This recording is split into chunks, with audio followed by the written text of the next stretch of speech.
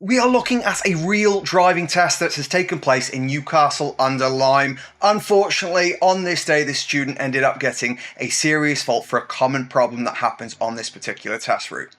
In this video, we are going to do a few things. First of all, we're going to play Spot the Fault. 1 minute piece of footage. Let's see if you and your friends can spot what happens before I tell you exactly what happens and how to avoid it. This is a common problem that learners get on their driving test, particularly on this route. If you want to know more about this route, by the way, you can find it on my website. It's part of the package. It's a very common route and it is one of the toughest, so do have a look at that. It's the Stoke to Stafford route. Let's get stuck in. So here's the 1 minute piece of footage. See if you can spot the fault, and then I'm going to show you exactly what happened and how to avoid it.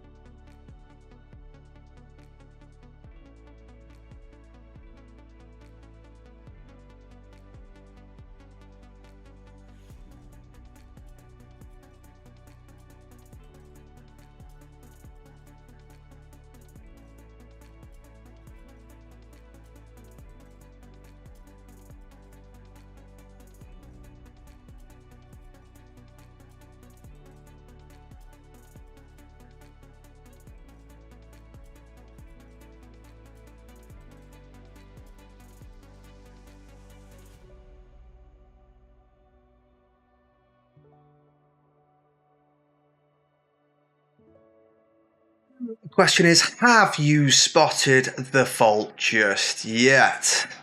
Don't worry if not, because it is quite difficult to see on a camera with no sound. Of course, we've got to keep the sound off because it's a real driving test. But what we're going to do is going to go and reverse a little bit, and we're going to have a look at what the problem was. Now, this is where the mistakes begin. We're following this bus down the road. This is where the fault's happened. We're coming up to the bus on the left. The bus is pulling over for the bus stop. He's indicating he's got his brake lights on. Rather than recognizing that and going out, hugging the white line, we've gone up behind the bus. We're heading as if we're parking behind the bus. We don't realize till probably now. Now, because we're so close, we're still doing a little bit too much speed. Look how close we're getting to that corner. The examiner's panicked, rightly so. He's grabbed the wheel and, well, the rest is history. On top of that, you're then going semi-circling around the bus rather than being nice and straight next to the bus, so you haven't stayed that door's width. In fact, we're almost touching with the wing mirror, and yeah, unfortunately the rest is history, so to speak. So let's have a look at how we can spot this in future. How can we avoid this sort of situation? Because buses, I don't know about anywhere else, but buses in Newcastle are very common, and it's the same with parked cars, really common thing that people do. So let's have a look, how do we avoid this? Okay, so hopefully at this point we are spotting that the bus has got his brake lights on. So straight away, our brain's going ping, they're braking. What should we be doing? We should now be on the brake as well. There's also a parked car there, so it's getting narrow anyway, so we should be definitely slowing down. 24, 25 isn't ideal, less space, less speed. On top of that, the bus is now signalling. He's moving his positioning to the very left. Now we're really thinking, hold on a sec, something's happening here, so we should be slowing down. Now, if we do hopefully get the idea at this point that he's pulling in, we would then want to be hugging the white line, not positioning to the left, because if we position to the left, it's going to make it much more difficult to get out, and the vehicles behind us are going to think we're parking. Now also, because we've gone right behind the bus, trying to get out means that our car's now at a 45-degree angle rather than straight next to the bus, which means we're taking up far more of the road and the left side is going to be far too close to the bus on the corner. It's what the examiner would call shaving. The other thing you've got to remember is the examiner, where are they sitting? You're sitting on the right-hand side, the examiner's sitting on the left, so they are directly in line with the danger. And this is the problem that people don't realise. They can see it coming far better than you can, and that's why you have to keep that door's width to make sure they feel extra safe.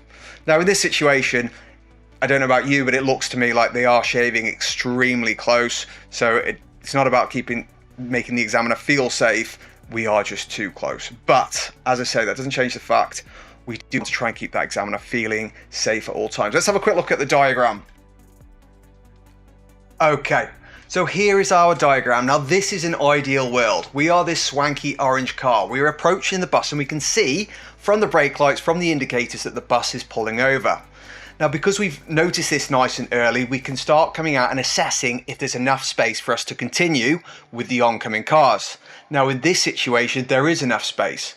So nice and early, maybe 5 car lengths away at least, we start heading for the centre of the road, leaving that door's width from the bus if possible. If it's not possible, we can get a little bit closer, but we need to really half that speed to 15 miles per hour or less. Then we nice and straight going past the bus, looking at the end of the road. We don't want to swing back in front of the bus. We can just gently come back in. Imagine someone next to you is closing their eyes. They shouldn't even be able to tell that you are turning back in front of the bus.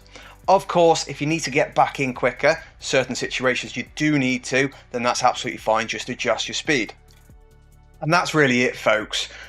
This isn't just for buses. This happens with every parked car, every hazard that you ever come across. Cyclists, parked cars, buses, vans, it really doesn't matter. It's the same principle. Make sure that you spot them earlier, come out nice and early, and if you need to wait, make sure you wait by the white line.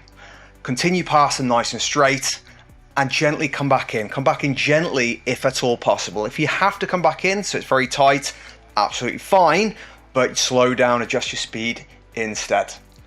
If you want to find out more about the test routes in Newcastle, give you the edge, and to be honest, it's the confidence that you want more than anything, have a look at my website in the description, or yeah, anywhere you like. Good luck everyone, and share this with a friend.